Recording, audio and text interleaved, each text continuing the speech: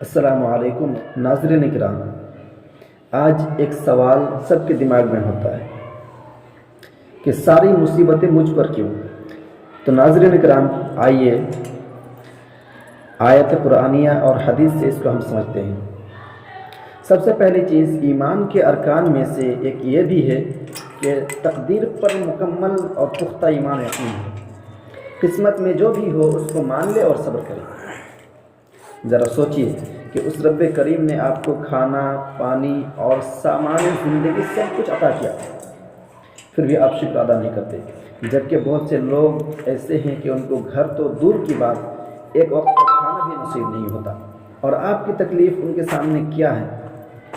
نبیوں کے سامنے، صحابہ کے سامنے آپ کی تکلیف کی کوئی حیثیت ہی نہیں۔ لیکن اس بات کو دھیان سے سنیے کہ کچھ لوگ ایسے ہیں جن کو اللہ تعالیٰ تکلیف دیتا ہے کیونکہ وہ یاد الہی سے غافل ہوتا ہے۔ اس کو تکلیف دینے کی وجہ یہ ہے تاکہ وہ دین کی طرف لوٹ آئے۔ اور کچھ لوگوں کو اللہ تعالیٰ تکلیف دیتا ہے جبکہ وہ مومن ہوتا ہے۔ مومن کو بھی اللہ تعالیٰ تکلیف دیتا ہے تاکہ وہ اپنے اس بلند مقام تک پہنچ جائے۔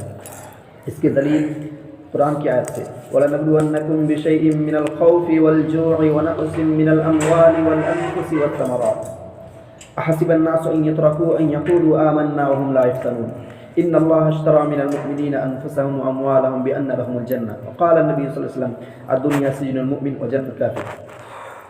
اب اعتراض ہو سکتا ہے کہ لوگوں کو یہ مصیبت لاحق ہوتی ہے لیکن بڑے لوگ کا ایسا معاملہ کیوں نہیں، جیسے بل گیٹس وغیرہ ہیں، یا ان کی طرح جو عیاش، مکار اور گناہ گار لوگ ہیں، ان کو مصیبتیں کیوں لاحق نہیں ہوتی؟